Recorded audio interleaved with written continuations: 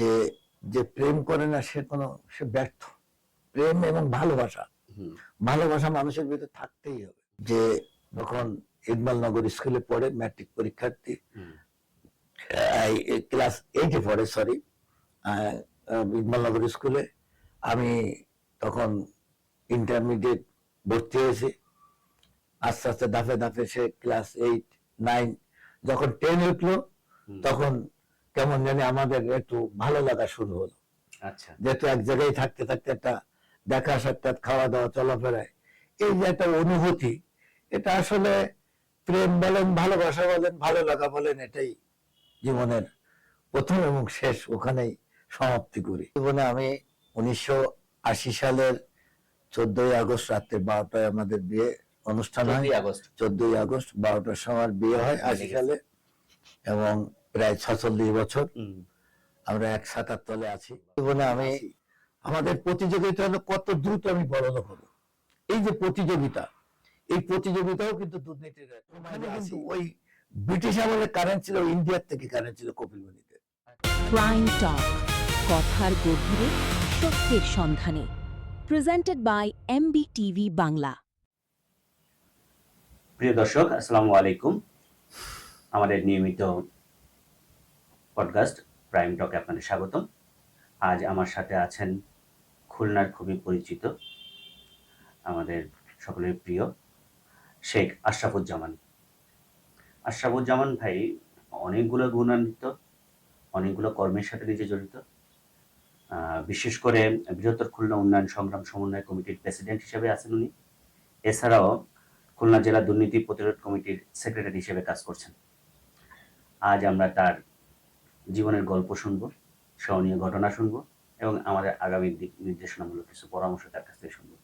তো আমরা সরাসরি চলে যাচ্ছি আশরাফুজ্জামান ভাইয়ের কাছে।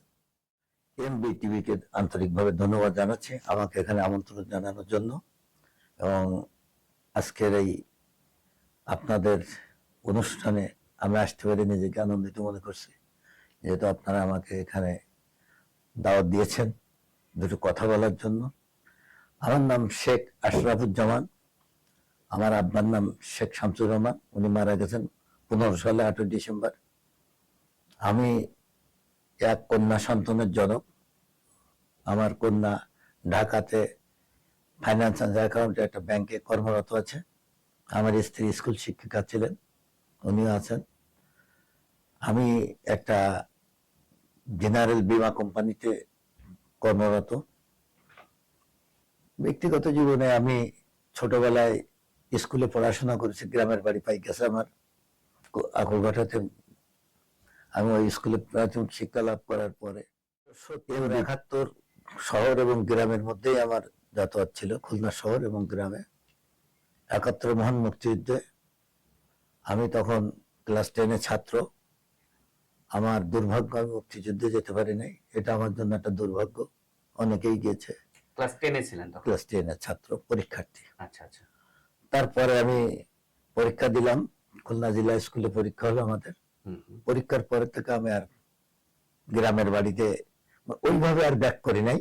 খুলনাতেই মোটামুটি আস্তে আস্তে সেটেল হই। ম্যাট্রিক পরীক্ষা দিয়ে পাশ করলাম। তারপরে বোঝালাল বিশ্ববিদ্যালয় BL কলেজে ইন্টারমিডিয়েট ভর্তি হলাম 73 সালে। তারপরে মোটামুটি আমার জীবনটা খুলনা শহরের মধ্যেই আমার জীবনের কর্মকাণ্ড যা কিছু শহরেই। আর গ্রামের বাড়ি আমার। আসলেন কবে, মানে কিভাবে আসাটা কিভাবে হলো খুলনায়?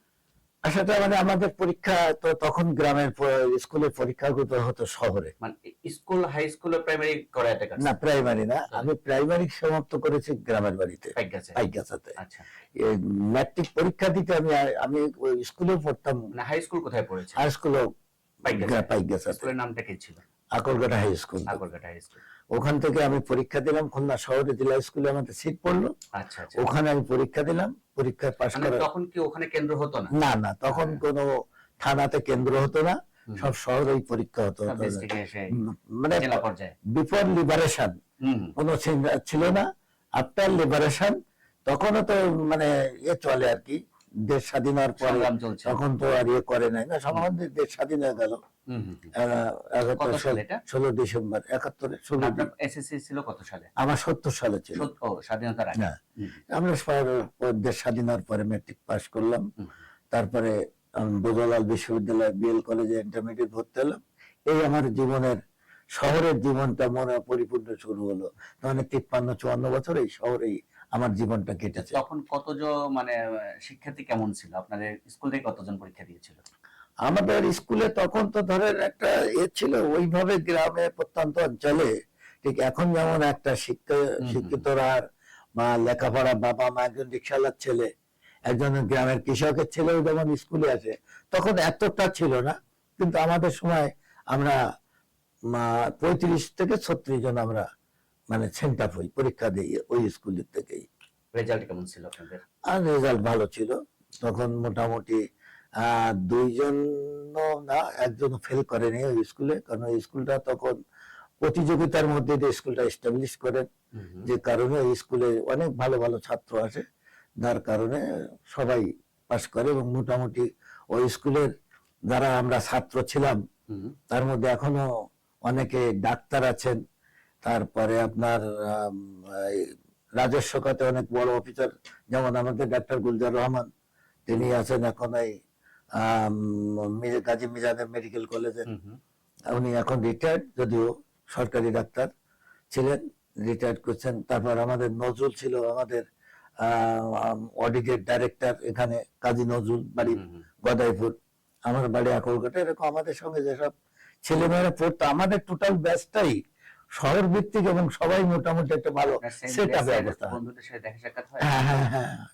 এই গত এক সপ্তাহ আগে নজরুল টেলিফোন করলো, না 70+, তখন আপনার 70 সালে 14, আর তারপরে এই 26 2026 করছি, বুঝতে পারেন। তারপরে থেকে আমি খুলনা শহরে আসি, শহরের থেকে লেখাপড়া শেষ করে আমি মোটামুটি একটু সামাজিক কর্মকাণ্ডের সঙ্গে বেশিরভাগই জড়িত ছিলাম। ছাত্র জীবনে কিছুদিন ছাত্র রাজনীতি করেছি, ঠিক ওইভাবে নেতৃত্বের পর্যায়ে যাইনি, কিন্তু একটা জায়গায় ছিলাম, একেবারে ছিলাম না কথা বলবো না, রাজনৈতিক ভাবে একটু মানে যেটা আমরা বাম বলি এই চিন্তাধারার সাথে আমি সম্পৃক্ত ছিলাম। কোনো মানে বড় যে সমস্ত রাজনৈতিক দলের সাথে আমার কোনো সম্পৃক্ততা আগেও ছিল না, এখনো নাই। একসময় আমি করতাম, বাম রাজনীতির সঙ্গে জড়িত ছিলাম।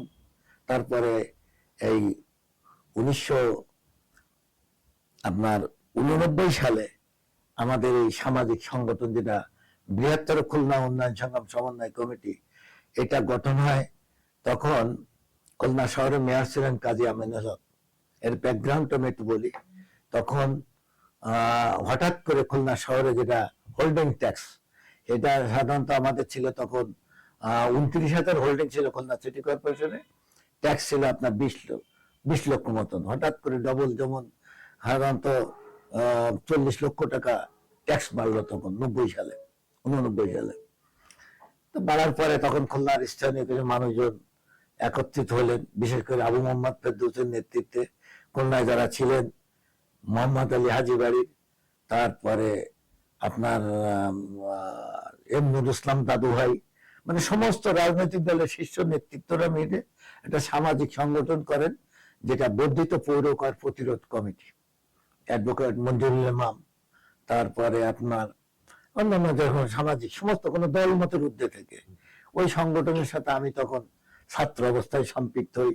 আমি একজন সবচেয়ে জুনিয়র কনিষ্ঠ একজন কর্মী ছিলাম, এবং ওই মুভমেন্টটা 3 মাস চলে। 3 মাসের পরে তখনকার মেয়র, তখন গভর্নমেন্ট ছিল এরশাদ গভর্নমেন্ট, এরপর গভর্নমেন্ট বললো যে সামাজিক সংগঠনের বসে একটা সমঝোতা এসে যাতে মুভমেন্টটা নাই। তখন মোটামুটি মরহুম আবুল কাসেম ছিলেন হাজি বাড়ির, তার বাড়ির দোতলায় বসে সমস্ত রাজনৈতিক দলের নেতৃবৃন্দ বসে একটা সমঝোতা এসে একটা রিভিউ বোর্ড হয়। রিভিউ বোর্ডের মাধ্যমে এটাকে আস্তে আস্তে আলোচনার মধ্যে দিয়ে একটা সহনীয় পর্যায়ে ট্যাক্স রিডাকশন আসে।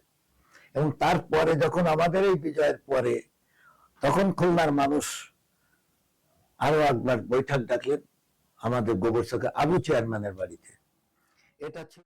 তারপরে যখন এই বর্ধিত পৌর করে একটা বিজয় লাভ করলো, তখন খুলনার সাধারণ মানুষের মধ্যে একটা উচ্ছ্বাস, আনন্দ, যে না আমরা খুলনার মানুষ কিছু করতে পারি। তখন খুলনার কিছু স্থানীয় মানুষ যারা নেতৃত্বস্থানীয় সবাই প্রায় 100 মতো সবাইকে ডাকলেন। আবু মোহাম্মদ ফেরদৌস, উনি ডাকার পরে ওখানে বসে বললো যে আমরা খুলনায়, তো আমাদের তখন খুলনা বিশ্ববিদ্যালয় নাই, আমাদের পদ্মা সেতু নাই, আমাদের এই অঞ্চলে পদ্মা সেতু, রূপসা সেতু, সরি রূপসা সেতু তখন ছিল না, আমাদের খুলনা বিশ্ববিদ্যালয় ছিল না, আমাদের মেডিকেল কলেজ ছিল না, আমাদের অনেক কিছু ছিল না তখন, এই 90 সালে 89 সালে। তো তখন সবাই ডাকাডাকি করার পরে এই বৈঠকটা হচ্ছে 89 না, 89 সালে যখন শেষের দিকে তখন এই মুভমেন্ট করার জন্য সবাই এক জায়গায় বসলেন, বসে বললেন যে আমরা একটা সামাজিক সংগঠন করব।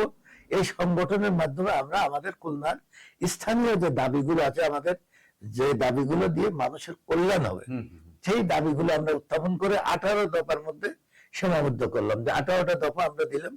এবং ওই মিটিং এ একটা সিদ্ধান্ত হলো, কিন্তু মানে কমিটি টমিটি আর হলো না। না হওয়ার কারণে কিছু তো হয়, প্রথম পর্যায়ে কিছু আলোচনার মধ্যে দিয়ে পক্ষে বিপক্ষে বা কথা বলার একটা থাকে। পরবর্তী পর্যায়ে বলা হলো যে আমরা খুলনা আইনজীবী সমিতিতে বসবো, খুলনা বারে। খুলনা বারের তখন প্রেসিডেন্ট ছিলেন অ্যাডভোকেট কাজী আব্দুল সালাম। উনি বললেন ওয়েল ডান, ওয়েলকাম, প্লিজ আমাদের এখানে আসেন। সমস্ত রাজনৈতিক দল মতের ঊর্ধ্বে কোনো, সেখানে কথা হলো যে আমাদের রাজনীতি আছে মাঠে, রাজনীতি আছে ময়দানে, বাট আমরা যারা আছি বৃহত্তর স্বার্থে আমাদের খুলনায় আমরা সবাই এক। এখানে কোনো দল থাকবে না, মত থাকবে না, স্লোগান থাকবে না, অরাজনৈতিক সামাজিক সংগঠন। তখন হলো খুলনা উন্নয়ন সংগ্রাম সমন্বয় কমিটির নাম দিয়ে ওই উকিলবারে 29শে সেপ্টেম্বর 1989 সালে এই সংগঠনের জন্ম হয়। এবং প্রেসিডেন্ট আবু মোহাম্মদ ফেরদৌস, কাজী আব্দুল সালাম যুগ্ম আহ্বায়ক বারের থেকে, এম নুরুল ইসলাম দাদু ভাই বিএনপির থেকে, আর আপনার মুসলিম লীগ এই মানে ইসলামিক দল থেকে হাজী বাড়ি শেখ মোহাম্মদ আলী, এই 3 জন জয়েন করে উনি, এই হলো একটা কমিটি তৈরি হলো। এই কমিটি দিয়ে আমরা প্রথমে খুলনা উন্নয়ন সংগ্রাম সমন্বয় কমিটি, পরে অনেকে বললো যে আমাদের তো আসলে শহরটা তো শুধু শহর ভিত্তিক হবে না, আমাদের উপজেলাগুলো, তারপরে আমাদের অনেক কিছু দাবি দেওয়া আছে। সাতক্ষীরা, বাগেরহাটে, যেমন মংলা পোর্টটা বাগেরহাটের মধ্যে, আমাদের বিমানবন্দর যেটা হওয়ার কথা সেটাও বাগেরহাটের মধ্যে। ফলে আমরা গ্রেটার, তখন সবাই সিদ্ধান্ত হলো বৃহত্তর খুলনা উন্নয়ন সংগ্রাম সমন্বয় কমিটি, অর্থাৎ আমরা সাতক্ষীরা বাগেরহাট মিলে আমাদের জেলাটাকে কভার করা হলো, পুরনো জেলা, যেটা আমরা ধরেন পরবর্তী পর্যায়ে, এটা তো একসময় আমরা 1882 সালে খুলনার জন্ম হয়, নোটিফিকেশনের মাধ্যমে, তখন আমরা ব্রিটিশ, আমরা প্রেসিডেন্সি বিভাগের মধ্যে ছিলাম।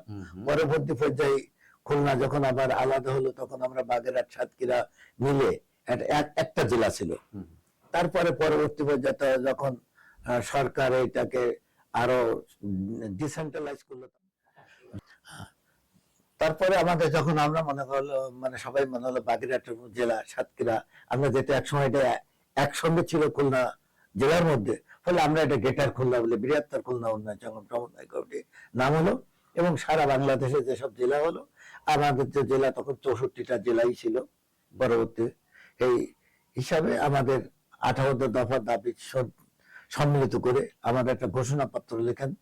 উনি লেখেন আমাদের ইতিহাসবিদ আবুল কালাম শামসুদ্দিন শুরু, তিনি এটাকে করার পরে মোটামুটি আমাদের একটা এই কমিটি হলো। তারপরে 89 সালের 29শে সেপ্টেম্বর আমাদের এই কমিটি, পূর্ণাঙ্গ কমিটি করার পরে 51 সদস্য বিশিষ্ট, মোটামুটি আমাদের যে খুলনার দাবিগুলো, আপনার রূপসা সেতু, খুলনা বিশ্ববিদ্যালয়, তারপরে আমাদের মেডিকেল কলেজ, এইগুলো একসময় তো 84 সালে এই মেডিকেল কলেজ উঠে নিয়ে যায় এরশাদ গভর্নমেন্ট, পরে আবার আমাদের মুভমেন্ট। তার মানে আমাদের খুলনা শহরে যতগুলো দাবি আমাদের বাস্তবায়িত হয়েছে, মোটামুটি কম বেশি আন্দোলন এর মধ্যে দিয়ে, এবং সমস্ত একক কারো কৃতিত্ব আমরা বলবো না, এই সংগঠনটা দায়িত্ব নিয়েছে, কিন্তু সকলকে সংগঠিত করে সবাই মিলেই কিন্তু এই আন্দোলনটা সংগঠিত করে, যেটা আমাদের 90 সালে খুলনা বিশ্ববিদ্যালয় প্রতিষ্ঠা হলো, মেডিকেল কলেজটা আবার ফিরে আসলো, রূপসা সেতু জাপানিরা তৈরি করলো। এইভাবে তারপরে যখন হলো, তখন পরবর্তীতে মিটিং করে সমস্ত নেতৃবৃন্দ বললেন যে আসলে নাগরিক যতদিন থাকবে নাগরিক সমস্যা ততদিন থাকবে, ফলে এই কমিটিটা আমরা কন্টিনিউ করুক। অর্থাৎ রাজনীতির বাইরে একটা অরাজনৈতিক সামাজিক সংগঠন, যখন মানুষের নাগরিকদের যে সমস্ত চাহিদা, নাগরিকদের যে সমস্ত সমস্যা, এগুলো আমরা হাইলাইট করব, তুলে ধরবো। বিশেষ করে আঞ্চলিকভাবে, জাতীয়ভাবেও আমরা আমাদের কর্মকাণ্ড তুলে ধরবো, যাতে মানুষ বুঝতে পারে যে আমাদের দাবিগুলো এই সংগঠন উত্থাপন করে, আমরা বাস্তবায়নের জন্য সহযোগিতা করি। এই হলো মোটামুটি আমাদের সংক্ষিপ্ত এটা। এবং এই সংগঠনটা 89-29 এপ্রিল এখনো পর্যন্ত আমাদের চলমান। এবং আমাদের সবচেয়ে বড় অ্যাচিভমেন্ট বলবো, যেটা আমাদের কিন্তু একটা সংগঠন সামাজিক, কিন্তু আমাদের নিজস্ব সম্পত্তি আছে। খুলনা সিটির সামনে 5 কাঠা জায়গার উপরে আমরা দোতলা বিল্ডিং করি, দোতলায় আমাদের এখন অফিস, নিচতলা আমরা ভাড়া দিয়েছি। এটা একটা সামাজিক সংগঠনের বড় অ্যাচিভমেন্ট। দ্বিতীয় হলো যে আমাদের একটা ব্যাংক অ্যাকাউন্ট আছে। আমাদের প্রতি 2 বছর পর পর নির্বাচন হয়, নির্বাচনের মধ্যে দিয়ে আমাদের কমিটি হয়। সুন্দরবন গেছাম, পাইকগাছায় জন্ম এবং শৈশবটা একদম ওখানেই কেটেছে। তো আমরা একটু আপনার কাছে গল্প শুনবো ওই সময়টা। আপনি বলেছিলেন যে 70-এ এসেছেন এখানে, এর আগে তো প্রায় 14 বছর ওখানেই কাটিয়েছেন। তো ওই সময়গুলো কেমন কাটছে, এখন কি মনে পড়ে সময়গুলোর কথা? হ্যাঁ, আমার মনে পড়ে, কারণ আমার যেখানে বাড়ি তার পাশে হচ্ছে কপোতাক্ষ নদ। এবং এই কপোতাক্ষ নদে তখন খুলনা থেকে কোনো সরাসরি সড়ক যোগাযোগ ছিলই না বললে চলে। খুব কষ্ট হয়ে যেতে হতো অনেক সময়। যশোরের মনিরামপুর, কেশবপুর হয়ে আপনার খুলনা থেকে যেতে হতো, অথবা ডুমুরিয়া এই যে রাস্তা, এই রাস্তা কিন্তু ছিল না। রাস্তা ছিল গল্লামারি পর্যন্ত, ব্রিজটা কেবল শুধু হয়েছে, ও পাশে আর কোনো রাস্তা হয়নি। 70 সালে তখন আমরা লঞ্চ পথে খুলনা শহরে আসতাম। তখন এই এখনো তো লঞ্চ চলাচল আছে না, এখন খুব একটা নাই। কোয়াইরা 2-1টা লঞ্চ যায়, পাইকগাছায় কোনো লঞ্চ যায় না। আমরা পাইকগাছায়, আমার যেখানে গ্রামের বাড়ি তার পাশে লঞ্চ চলতো 2টা। আমরা লঞ্চে খুলনায় আসা যাওয়া করতাম। ছোটবেলায় তখনও খুলনায় আসতাম, আত্মীয়র বাড়ি ছিল, চাচার বাড়ি, সেখানে আসতাম। এবং শৈশবটা একটা আলাদা জিনিস। তখন কিন্তু আমরা যেমন আজকের জীবনে, স্কুল জীবনে বন্দী হয়ে গেছি বলা যাবে, যে ছোট ছোট একটা বিল্ডিং এর মধ্যে স্কুল হয়ে যাচ্ছে। আর তখন ছিল স্কুলের মাঠ না থাকলে স্কুল থাকবে না। এবং আমাদের স্কুল ছিল 10টা থেকে শুরু হতো, 4টে পর্যন্ত স্কুল হতো। আমরা ঘুরে বাড়ি গেছি, খাওয়া দাওয়া করছি, বিকালে একটা খেলাধুলা করছি, আবার সন্ধ্যার পরে আমরা পড়ার টেবিলে বসছি। এবং না না, তখন এটা বাস্তব সত্য, কেউ অস্বীকার করে লাভ নেই।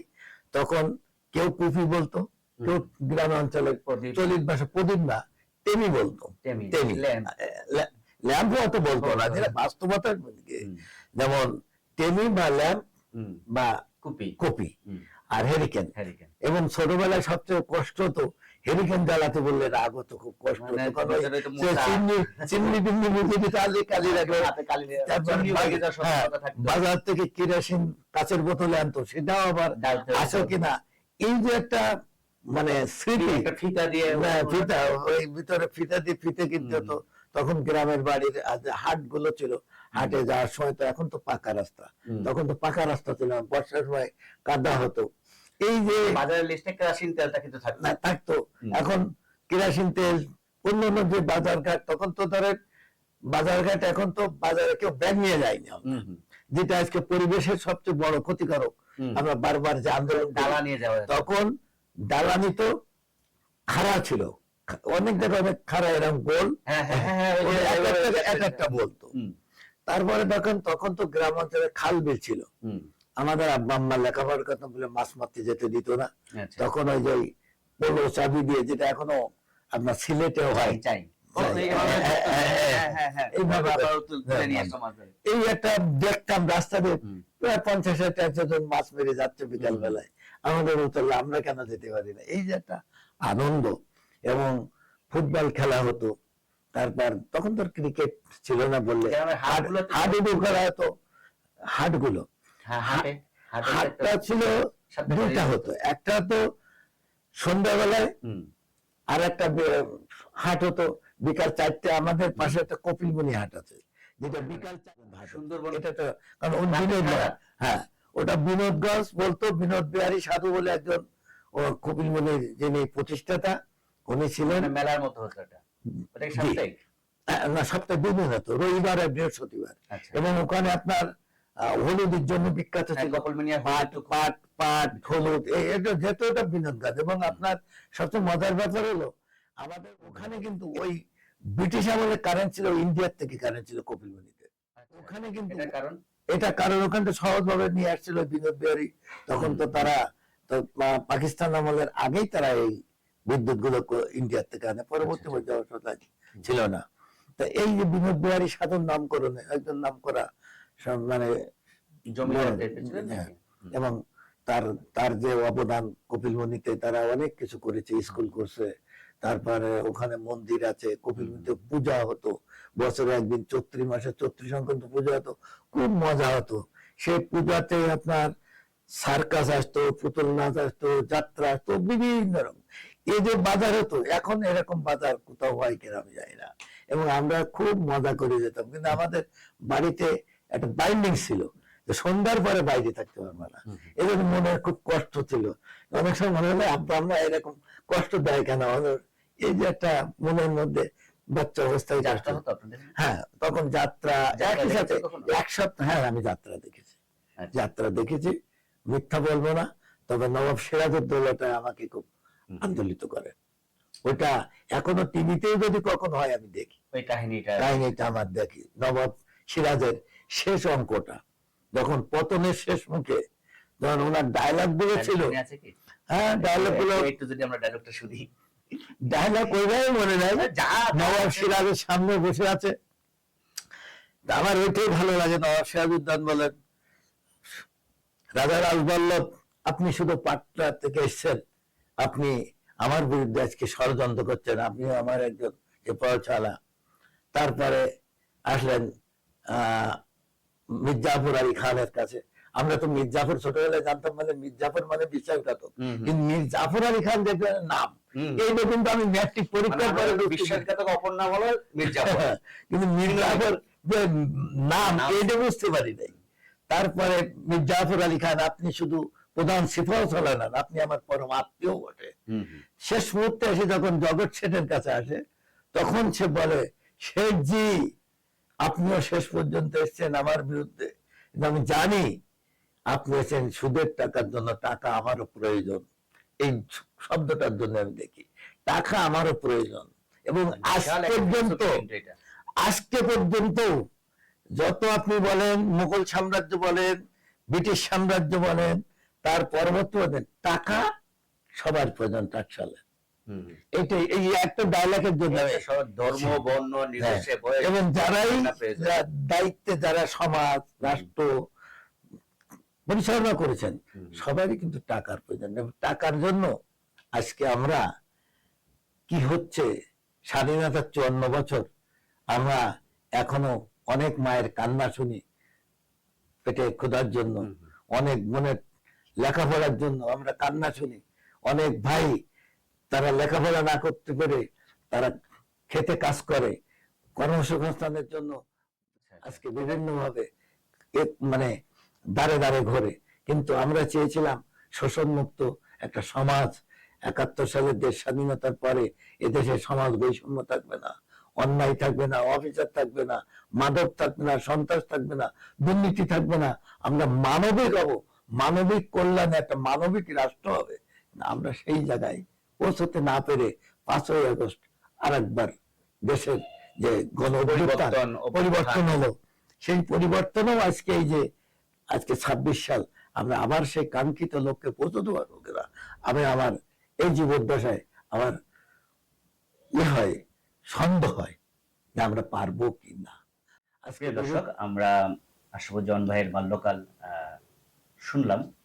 আসলে এই এলাকাটায় যারা যাননি তারা বুঝবেন না এখন পর্যন্ত আসলে সৌন্দর্য রানী বলা যেতে পারে। সমুদ্র ঘেঁষা, নদী ঘেঁষা একটা অঞ্চল, তবে অবহেলিত অঞ্চল বলা যেতে পারে ওটাকে। খুলনার ভিতরে এখনো সেই উন্নয়নের ছোঁয়াটা ওখানে এখন পর্যন্ত ভাবে যায়নি। ওখানে গেলে এখনো কিন্তু সেই গ্রামের ছোঁয়াটা পাওয়া যায়। আমার বিভিন্ন কাজে যাওয়া হয়, তো পাইকগাছা, চালনা, ওদিকে যদি কয়রা, ওদিকে গেলে কিন্তু এখনো যে গ্রামের যে সহজ সরলতা, সেটা কিন্তু আপনারা উপভোগ করতে পারবেন।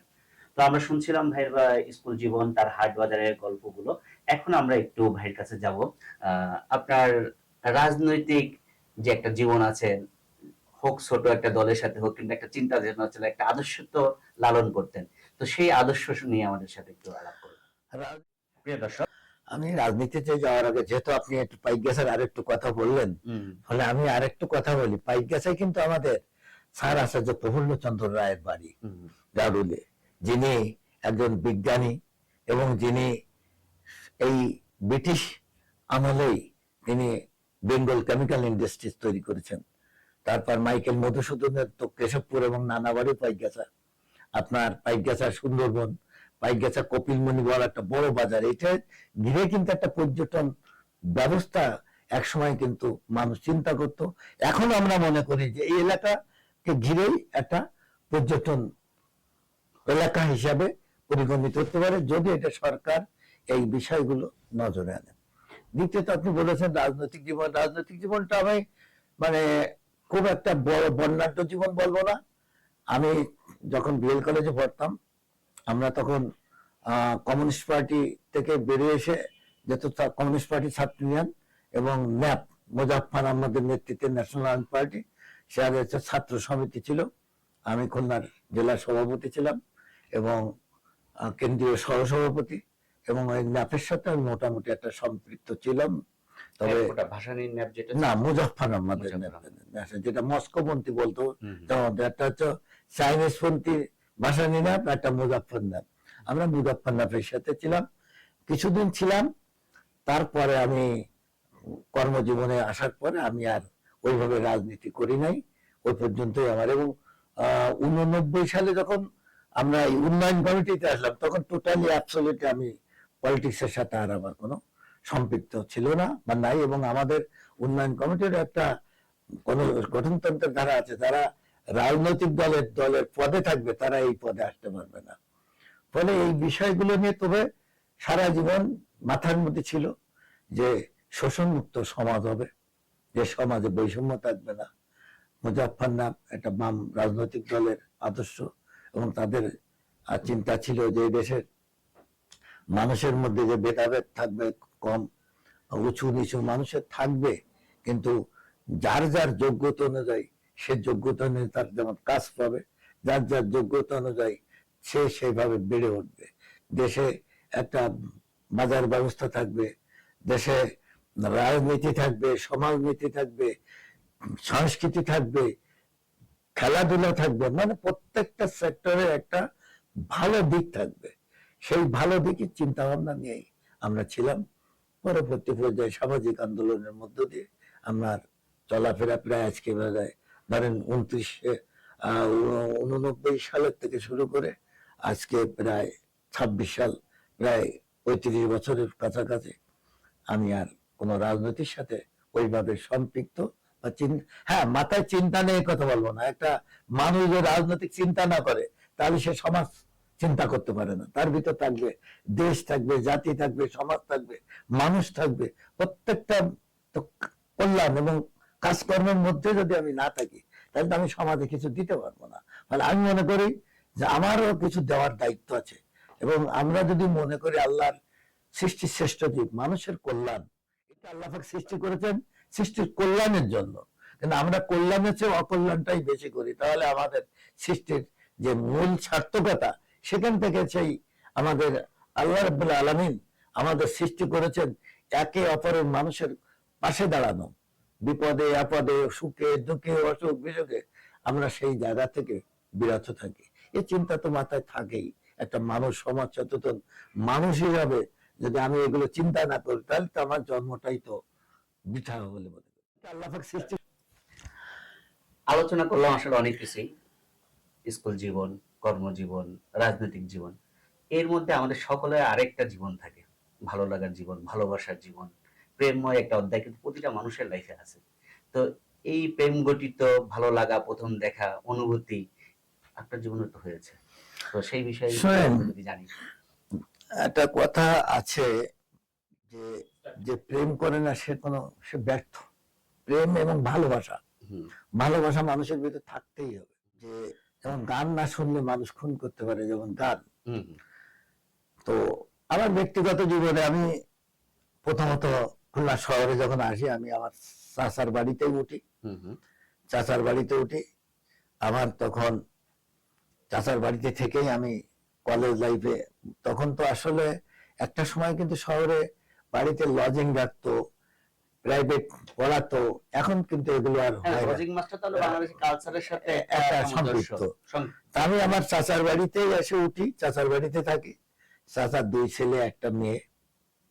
সে তখন ইকবালনগর স্কুলে পড়ে, ম্যাট্রিক পরীক্ষার্থী, হুম, ক্লাস 8-এ পড়ে, সরি, ইকবালনগর স্কুলে। আমি তখন ইন্টারমিডিয়েট ভর্তি হয়েছি। আস্তে আস্তে ধাপে ধাপে সে ক্লাস 8, 9, যখন 10 উঠলো, হুম, তখন কেমন জানি আমাদের একটু ভালো লাগা শুরু হলো।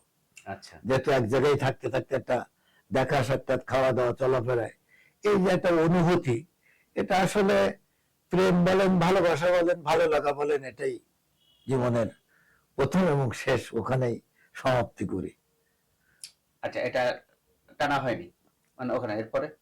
এরপরে তো ধরেন মোটামুটি সম্পর্ক সমাপ্তি বলতে এই জন্য বললাম যে প্রেম ভালোবাসা, তারপরে মানে বিয়ে, ভালো, বিয়ে শাদী হয়ে গেল তো আমার সাথে। আর ওনাকে মানে তার সাথে তার সাথে সেটা যখন শুরু হলো তখন।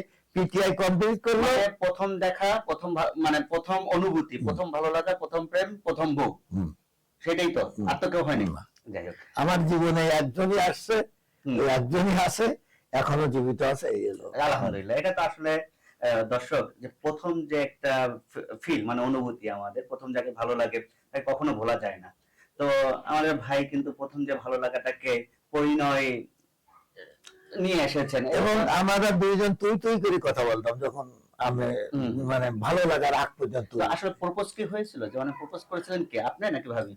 না, ভাবি ওইভাবে প্রপোজ না, এক জায়গায় থাকতে থাকতে একটা কেমন জানে নিজের মধ্যে। না, কিভাবে সিদ্ধান্ত নিলেন যে এবার আমাদের বিয়ে করা উচিত নাকি না, ফ্যামিলি? বিয়ে তো অনেক পরে হয়েছে, এর আগে তো ভাবের আদান প্রদান তো অনেক দিন, আচ্ছা, সম্পর্ক, ভালোবাসার সম্পর্ক। হুম। একটু কখনো তখন তো সিনেমা দেখার একটা প্রবণতা ছিল, এখন তো সিনেমা না দেখা না, না। এখন সিনেমা তখন দেখলাম সবাই মিলে সিনেমা দেখতে গেছি পরিবারের সবাই সাথে, ওর মধ্যে একটু ভালো লাগা হলো। তখন তো পিকচার প্লেস শুনলাম, উল্লাসিনী সিনেমা হল ছিল, পিকচার প্লেস ছিল, সোসাইটি সিনেমা হল ছিল, সবইটা তো পরে হয়েছে। ফলে এইসব জায়গায় তখন তো মানুষ সিনেমা দেখতো। দেশ স্বাধীনতার পরে তো বউ, এবং দেশ স্বাধীনতার পরে কিন্তু বউ ইন্ডিয়ান ছবি চলতো এখানে, পাকিস্তানের বই চলতো।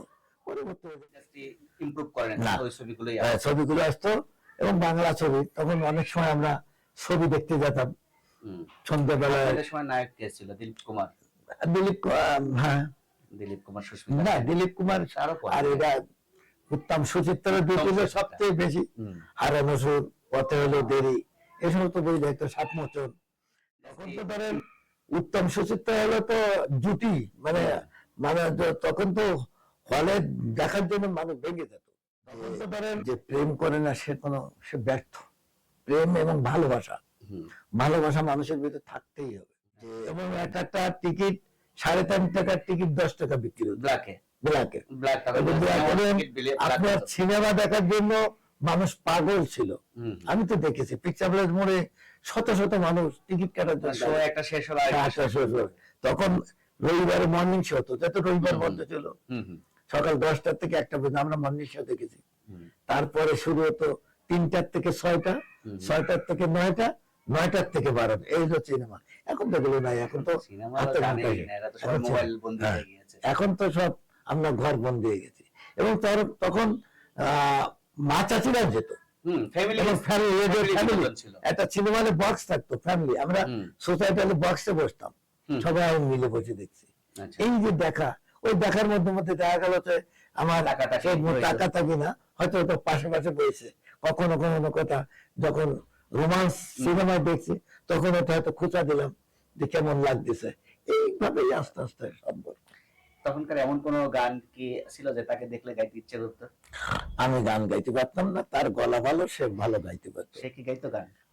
গাইতে পারে, আমার মেয়েরও গলা খুব সুন্দর, গাইতে, হারমোনিয়াম আছে, তবলা আছে। আমি গান জানিও না, কইতেও পারি না। কবিতা? কবিতাও ওইভাবে। চিঠি লিখতেন? চিঠি একটা দুইটা লিখছি, একেবারে মিথ্যা বলা হবে, লিখছি একটা দুইটাই লিখছি। সে আবার ভালো ভাষা দিয়ে চিঠি লিখতে পারতো, আচ্ছা আচ্ছা।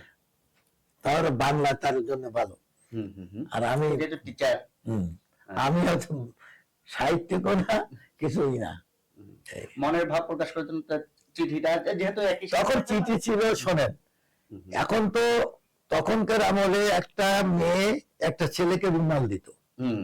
জানেন কিনা জানি সুই না। সুতা দিয়ে সুই সুতা হাত দিয়ে তাও পাখি রুমাল বলে দিত, সেজন্য বলে রুমাল পরে। দিত। তারপরে অনেক কিছু। আমার স্ত্রী কিন্তু ভালো জাম্পার তৈরি করতে পারতো হাতে, সোয়েটার। সোয়েটার। হ্যাঁ হ্যাঁ। সে একটা জাম্পার তোকে বিয়ের আগে আমার দিয়েছিল, একটা প্রেজেন্ট করেছিল। এটা হলো তার বড় ভালোবাসার পাওয়া। সে এবং উল আসতো কিন্তু পাকিস্তান থেকে, হুম হুম। বেশিরভাগ উল। কেন ওরা তো পশম টশম দিয়ে উল করতে হবে। তখনকার মেয়েরা কিন্তু হাতে রুমাল তৈরি করতো, কুরুশ কাটা, দুই কাটা দেয়। এখন তার এসব নাই। এখন আমিও তাদের- দেখছি, আমার মারাও দেখছি সেটা ক্রুজ কাটা থাকতোই, হ্যাঁ, মানে উল গোল করা থাকতো আর হ্যাঁ, গোল করে হ্যাঁ। থাকতো, ওকে দিয়ে তখন জাম্পার বুনতো সবাই, ওই উল কিনে কিনে বাজারতে উল এনে জাম্পার তৈরি করতো। তো এই ফ্রেমে জাম্পার- করে রুমালে পাখির ছবি আঁকা, কবিতার লাইন লেখা, এগুলো তো ছিল। এবং- প্রিয় দর্শক, 80 দশক 90 দশক এগুলো এখন আমাদের কাছে মনে হয় 70 দশক। 70 দশক রূপকথার গল্পের মতো মনে হয়, কিন্তু বেশি দিন না। আমার তো 90 দশক পুরো মনে আছে, তখন একরকম ছিল, আব্বাদের মুখে শুনেছি, আজ ভাইয়ের মুখে শুনলাম। আসলে স্মৃতিগুলো অন্যরকম ছিল, সাদা কালোর যুগ ছিল, তখনকার বিনোদনটা ছিল কিন্তু তখনকার সময়ের মতো সবচেয়ে সেরা, প্রাণবন্ত। প্রাণবন্ত। তো এই যে আমরা গল্প করছি সিনিয়র একজন সিটিজেনের সাথে, সেই জিনিসগুলো আমরা নিয়ে আসতেছি, এই ব্যাপারগুলো আপনাদের কাছে কেমন লাগছে তা কিন্তু আপনারা আমাদেরকে জানাতে পারেন। তো আমরা ভাইয়ের কাছে এখন আরেকটু চলে যাব যে তার সংসার জীবন নিয়ে, যে এই যে ভালোবাসা করে যেভাবে হোক ভাবির সাথে বিবাহ বন্ধনে আবদ্ধ হয়েছিলেন, এরপরে জীবনটা তার কেমন কাটলো। অসম্ভব সুন্দর, ভালো লাগলো আপনার এই প্রেমময় জীবনের কাহিনী শুনে। প্রেম থেকে বিবাহ বন্ধনে আবদ্ধ হলেন ভাবির সাথে, অনেকগুলো বছর এই সংসার জীবনে।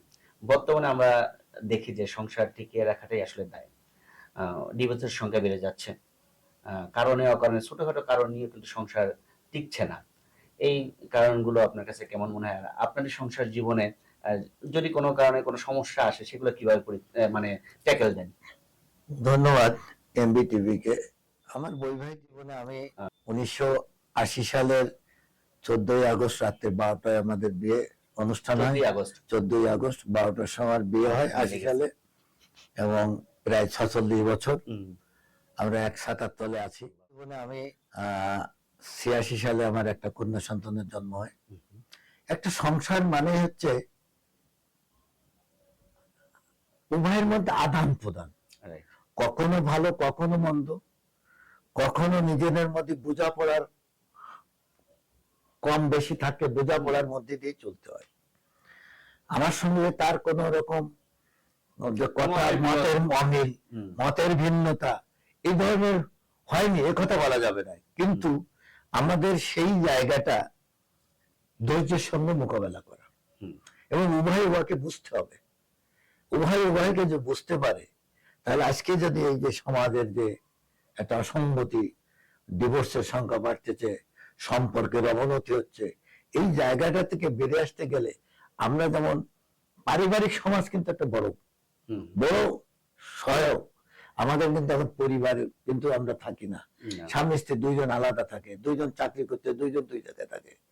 এই যে সামাজিক দুইজনের দুই জগৎ, সামাজিক বন্ধন থেকে, বিশেষ করে পিতা মাতার সাথে থাকলে তখন একটা বাইন্ডিংস থাকে যে আমার আব্বা আম্মারা কি বলে, সময় হয়েছে উন্ডা খাবে, আমার স্ত্রী তো খাবার তাকে দিবে।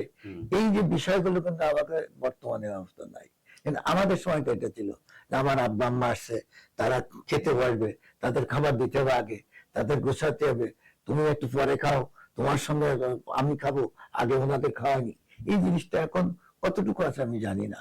তবে আমার এই 46 বছরে সবচেয়ে বড় জিনিস কি, আমার স্ত্রীর তার যে চাহিদা খুব বড় রকম চাহিদা না, চাহিদা যে ছিল না তা না। নিউ মার্কেট একটা ফ্যান্সি ডেকোরেট থেকে একটা ব্লাউজ কিনে আনতে হবে, 2 বার ফেরত দিতে হবে, এটা ছিল না তা। কিন্তু আমি তো এটাকে খারাপ মনে করি নাই, বা আমি আমার জীবনে এটা কি বলে এটা অস্বস্তি বোধ করি নাই। আমি আবার যে নিয়ে আসি, এটা তো মায়েদের চাহিদা, শাড়িটা পছন্দ হয়নি, এটা পাল্টাতে হতেই হবে। পারে। এটা তো স্বাভাবিক নিয়ম, কিন্তু এখন তো অন্যরকম।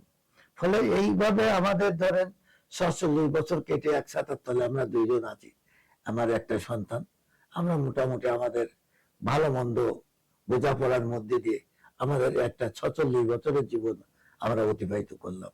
এর মধ্যে ভালোবাসা থাকবে, অভিমান থাকবে, অভিযোগ থাকবে, এ তো সব মিলাই অভিমান থাকবে, ভালোবাসা থাকবে, দাবি থাকবে, অনুযোগ থাকবে, অভিযোগ থাকবে, এগুলো স্বাভাবিক।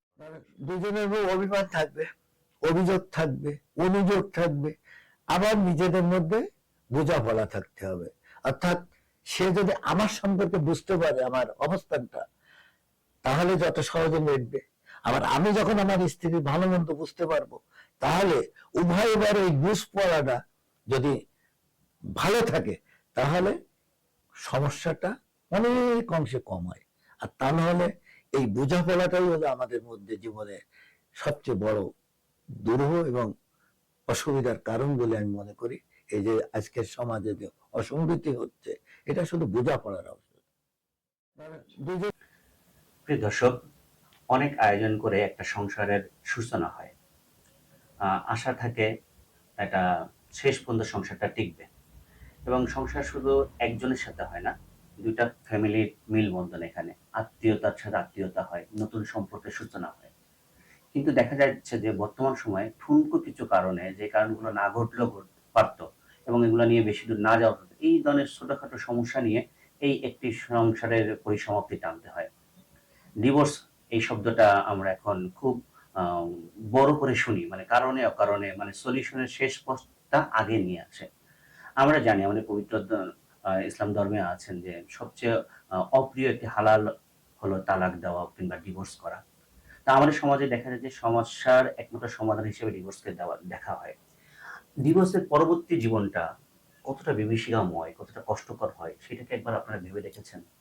যারা করেছেন তাদের কাছ থেকে শুনবেন যে তারপরে জীবনটা আসলে যে খুব বেশি সুখকর হয় তা নয়, তাকে আজীবন এই কথাটা শুনতে হয়। এই কারণেই তোমার ডিভোর্সটা হয়েছে। তালাক একটা সোরাই আছে। তো আল্লাহ তাআলা এই বিধানটা রেখেছেন, সেটা কখন? সর্বশেষ।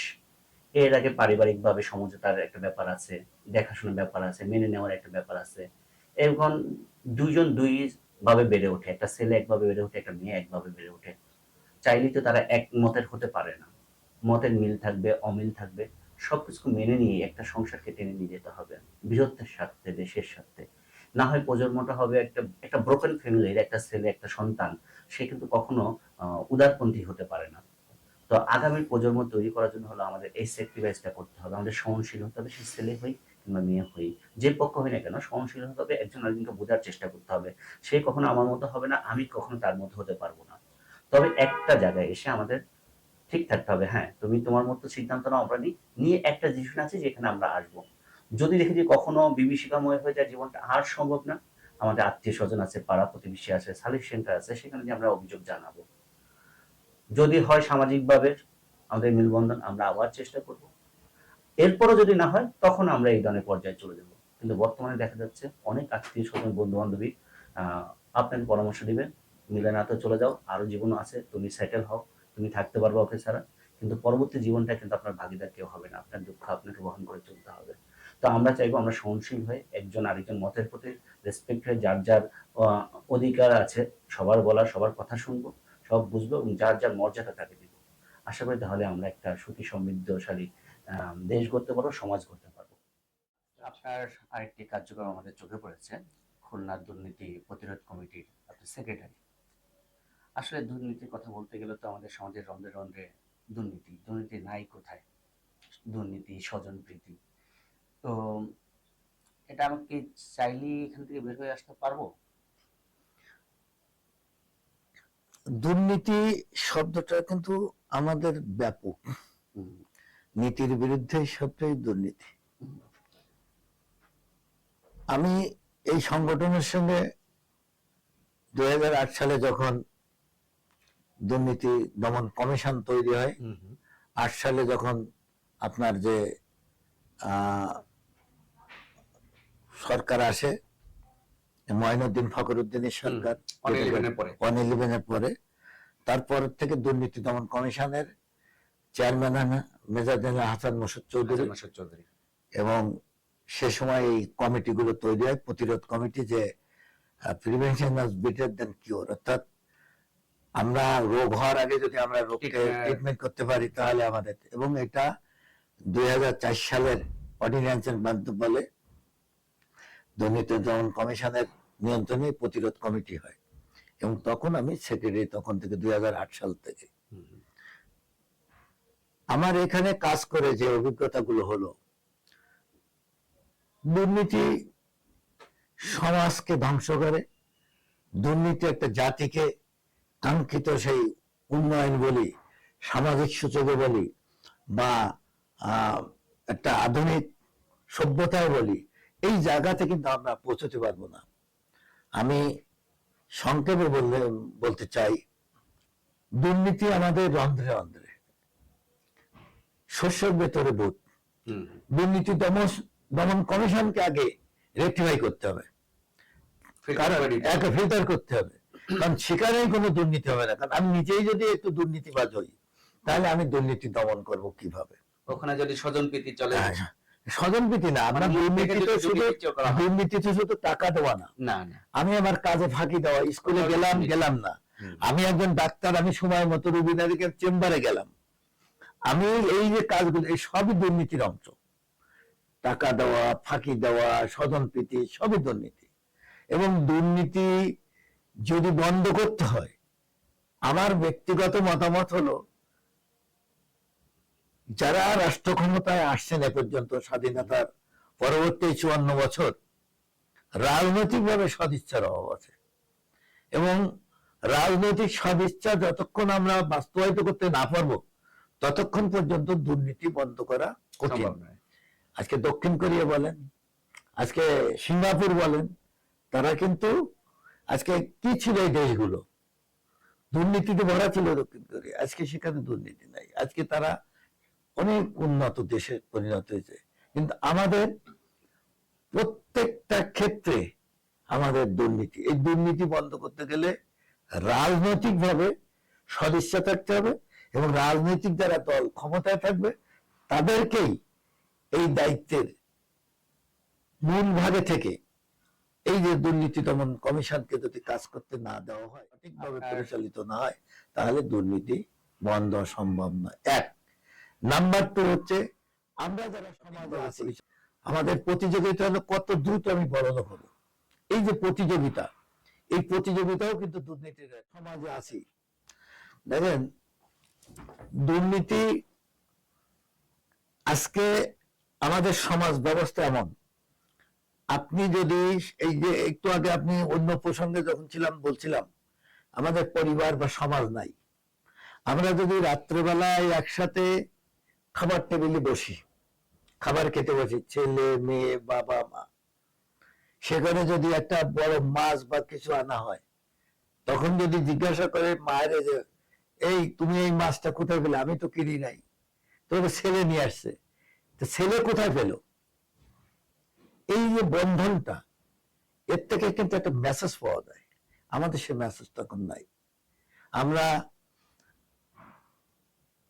দুর্নীতিকে যদি, দুর্নীতি আমি কখনো মুক্ত বলবো না, দুর্নীতি একেবারে যে সমাজ থেকে নিশ্চিন্ন হয়ে যাবে তা না, একটা সহনীয় পর্যায়ে আনা, অর্থাৎ 80% যদি দুর্নীতি বন্ধ করা যায়, তাহলে আপনার কাঙ্ক্ষিত যে দেশের যে অবস্থান, আমরা অনেক বেশি ভালো করতে পারবো, দেশকে এগিয়ে নিতে পারবো। কারণ আমাদের দেশের যে সীমানা 15,000 বর্গ মাইলের মধ্যে 18 কোটি মানুষের পদচারণা, সেই দেশ যে আমরা সুন্দরভাবে এখনো ঠিক আছে, এটাও তো আমাদের একটা বড় প্রাপ্তি পাওয়া। আমাদের দেশের যে বিদেশে যে রপ্তানি হয়, আর শ্রম আমরা রপ্তানি করি, সেখানেও দুর্নীতি হয়, যে কারণে আজকে বিদেশে আমাদের লোক পাঠাতে গেলেও সমস্যা তৈরি হচ্ছে। ফলে এটা একটা জাতীয় সমস্যা, এটা আপনার আর আমার কিন্তু সমস্যা নয়। এই জাতীয় সমস্যা জাতীয়ভাবেই মোকাবেলা করতে হবে, এবং এই জাতীয়ভাবে মোকাবেলা যদি আমরা না করতে পারি, এবং আমরা দেখেছি অনেক সময় সরকার যখন নির্বাচনী ইশতেহার থাকে যে আমরা ক্ষমতায় যাওয়ার পরে আমরা আমাদের সম্পদের হিসাব দেব। গত অন্তর্বর্তী সরকার বলছে আমরা হিসাব দেব, কিন্তু তারা কিন্তু কোনো হিসাব দেয় নাই। যারা বড় বড় কর্মকর্তা কর্মচারীদের তাদের একটা হিসাব দেওয়ার কথা, কোনোটাই তো বাস্তবায়ন হয় নাই। তাহলে আপনার উপর থেকে নিচ পর্যন্ত আপনি কি উপর থেকে দুর্নীতি বন্ধ করবেন না নিচ থেকে বন্ধ করে চলবেন? দুর্নীতি তো সমস্ত ক্ষেত্রে আমার বিস্তৃত লাভ করছে, এবং এর থেকে এই যে হাজার হাজার কোটি টাকা বিদেশে পাচার হয়ে যাচ্ছে, হাজার হাজার কোটি টাকা দিয়ে মানুষ 8টা-10টা ফ্ল্যাট আমার প্রয়োজনের অতিরিক্ত আমি করছি, এই বিষয়গুলো তো বন্ধ করতে হবে। আপনার একটা বিভিন্ন ইনস্ট্যান্স, যেমন আজকে আপনার সৌদি আরবে চেনা করলে, খারাপ কাজ করলে মৃত্যুদণ্ড দেয়, চুরি করলে হাত কেটে দেয়, অর্থাৎ ওখানে একটা প্যানিক তৈরি হয়, মানুষ কিন্তু ভয় পায়। আমাদের তো এরকম 2-4টে ইনস্ট্যান্ট তৈরি করতে পারি নাই। এই যে অন্তর্বর্তী সরকার এবং বর্তমান সরকার দুর্নীতিবাজদেরকে কোনো বিচারের আওতায় এনে একটা দৃষ্টান্তমূলক শাস্তির কি কোনো প্রমাণ আছে আমাদের কাছে? ভিচুয়াল আমরা করতে পারি নাই। ফলে এই জায়গাগুলোকে আপনাকে পরিষ্কার করতে হবে, তা না হলে আমরা দুর্নীতি শুধু এক দুর্নীতি, যেমন কমিশন, তারা তো কর্মকর্তা কর্মচারীটা প্রতিষ্ঠান, তারা কয়জনের কাছে যাবে এবং তাদের জনবল, আমার জানা মতে যে জনবল, এই জনবল দিয়ে তো দুর্নীতি বন্ধ করা সম্ভব নয়।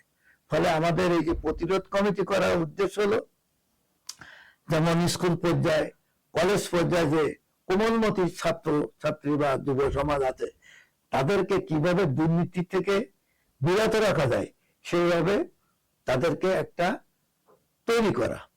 অর্থাৎ এখন স্কুলে সততা স্টোর রয়েছে, সেখানে কোনো বিক্রেতা নাই, মালপত্র একটা সততা স্টোর যেমন কমিটি আছে, ওখানে প্যাকেটে গায়ে লেখা আছে 10 টাকায় প্যাকেটের দাম, 10 টাকা দিয়ে প্যাকেটটা নিয়ে যাবে। অর্থাৎ ছেলেদের মধ্যে একটা সততার যে কারিগর হিসাবে গড়ে তোলা, সেই হিসাবে কিন্তু ইতিমধ্যে দুর্নীতি দমন কমিশন আমাদের এই প্রতিরোধ কমিটির মাধ্যমে স্কুলে বিতর্ক প্রতিযোগিতা, রচনা প্রতিযোগিতা, এইগুলো হচ্ছে দুর্নীতির বিরুদ্ধে আমাদের কি কি কাজ করা উচিত। এবং আজকে দেখেন আমাদের বড় বড় প্রজেক্টে যে দুর্নীতি হয়েছে, সেই দুর্নীতি একটা প্রজেক্টে যদি 34,000 কোটি টাকা খরচ হয়, সেখানে 20,000 কোটি টাকা দিয়ে ওই প্রজেক্ট তৈরি করা সম্ভব।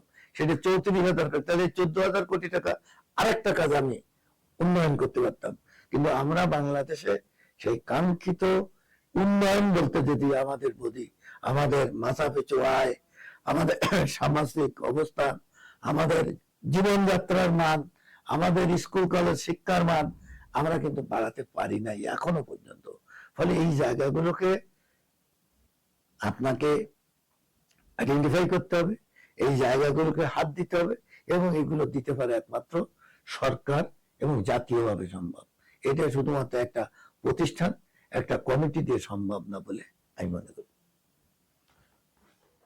তা না হলে শেষ করে বিলাসিতার যে অসুস্থ একটা প্রতিযোগিতা শুরু হয়েছে, এই প্রতিযোগিতা থেকেই কিন্তু দুর্নীতির যাত্রা শুরু। কারণ আমার যতটুকু না, তার চেয়ে বেশি আমি যদি শো অফ করতে যাই, সেই শো অফ থেকেই কিন্তু আমাদের যারা আমরা যাদের উপর ডিপেন্ডেন্ট, আমাদের পরিবারের কর্তা যে আমাদেরকে ইনকাম করে খাওয়ায়, তার ইনকামের বেশি যদি আমি বিলাসিতা করতে যাই, তখনই কিন্তু সে দুর্নীতির দিকে পা বাড়ায়। তো আমাদের এই নৈতিক শিক্ষাটা আমাদের প্রাথমিক শিক্ষা থেকেই হতে হবে। এখানে পাঠ্যপুস্তক প্রয়োজন আবার সংশোধন করে নৈতিক শিক্ষা আনতে হবে বেশি, যাতে নৈতিকতা ছোটবেলা থেকেই হয়। আগে আমাদের মসজিদ মাদ্রাসায় এই ধরনের শিক্ষা দেওয়া হতো, নুরানি মক্তবগুলোতে বাচ্চাদের পাঠানো হতো, সেখানে কিন্তু এই ধরনের শিক্ষা আসতো। এখন কিন্তু নুরানি মক্তবগুলো বন্ধ হয়ে যাচ্ছে, নুরানি মক্তবগুলোতে যাচ্ছে না, শিখছে না। এছাড়াও কিন্তু স্কুল কলেজে আমাদের এই নৈতিক শিক্ষার ব্যাপারগুলো আরো আসতে হবে, তাহলে কিন্তু আমরা এই দুর্নীতি থেকে রেহাই পেতে পারি এবং এই অসুস্থ প্রতিযোগিতা দূর করতে হবে। দর্শক, এতক্ষণ আমরা কথা বলছিলাম আশরাফুজ্জামান ভাইয়ের সাথে, এবং খুব সময় উপযোগী আলোচনা আমাদের হলো। তো আমরা এখন আসলে বিদায় পর্বে চলে আসবো, কারণ এক পর্বে 1 ঘন্টায় তো আসলে সবকিছু এক্সপ্লোর করা সম্ভব না। এক বর্ণাঢ্য জীবন, সেই সূত্রে কাহিনী আছে, কিছুই শোনা হয়নি আমাদের। আরো এক সময় হয়তো আমরা ভাইয়ের সাথে আলোচনা করব, তবে আজ সময়ের অভাবে ভাই থেকে এখনই বিদায় নিব আমরা। তো ভাই, আপনি দর্শকদের উদ্দেশ্যে এবং সর্বজনীন যে দুর্নীতি যে লাস্ট কথাগুলো বললেন, তরুণ প্রজন্মের জন্য কিছু মেসেজ দিয়ে আপনার বক্তব্য শেষ করতেন। আমাদের তরুণ প্রজন্মকে আমার যে মেসেজটা হলো এই, সেটা হলো আমাদেরকে আমার প্রতিযোগিতায় যাব না। অর্থাৎ ওর মোটরসাইকেল আছে, আমার কেন মোটরসাইকেল নাই? অর্থ থাকাও অপরাধ না, অর্থ না থাকাও অপরাধ না। না, কিন্তু আমরা প্রতিযোগিতায় ওই ছেলে যদি মোটরসাইকেল চড়ে আসে, ও যদি ভালো হোন্ডা চড়ে, তাহলে আমাকে চড়তে, আমার বাবাকে প্রেশার দেব, এই জায়গা থেকে বেরিয়ে আসতে হবে। এবং আমাদের প্রত্যেকটা পরিবার থেকে সততার যে প্র্যাকটিস, সততা এখান থেকে যদি আমরা না করতে পারি, তাহলে একই সাথে রাষ্ট্র থেকেও দায়িত্ব হবে। পালন করতে হবে, সমাজ থেকেও করতে হবে, রাষ্ট্র থেকেও করতে হবে। উভয়ের সমন্বয় আমরা এই দেশকে দুর্নীতিমুক্ত বা দুর্নীতি সহনশীলতায় যদি আনতে পারি, তাহলে আমরা আমাদের সেই কাঙ্ক্ষিত সেই সোনার দেশ হিসাবে আমরা প্রতিষ্ঠিত করতে পারবো। ধন্যবাদ দর্শক, সাথে থাকার জন্য। আমরাও চাই দুর্নীতিমুক্ত একটি সুন্দর সমৃদ্ধশালী বাংলাদেশ। সবাই এক থাকবে, মতামতের গ্রহণযোগ্যতা থাকবে, সবাই স্বাধীনভাবে আমরা বসবাস করব, এই প্রত্যাশা নিয়ে আজকের মতো এখানেই শেষ করছি। ভালো থাকুন, সুস্থ থাকুন, আল্লাহ হাফেজ। দর্শক, প্রশ্নের গভীরে, চিন্তার নতুন আলোকে, যেখানে উঠে আসে সময়ের গুরুত্বপূর্ণ বিষয়, যেখানে মুখোমুখি হন বিশিষ্ট ব্যক্তিত্বরা, এটি প্রাইম টক, এমবিটিভি বাংলার বিশেষ আয়োজন। গভীর আলোচনা, গুরুত্বপূর্ণ মতামত এবং সত্যের অনুসন্ধানে প্রাইম টক, কথার গভীরে সত্যের সন্ধানে। প্রেজেন্টেড বাই এমবিটিভি বাংলা, সত্যের সাথে সারাক্ষণ।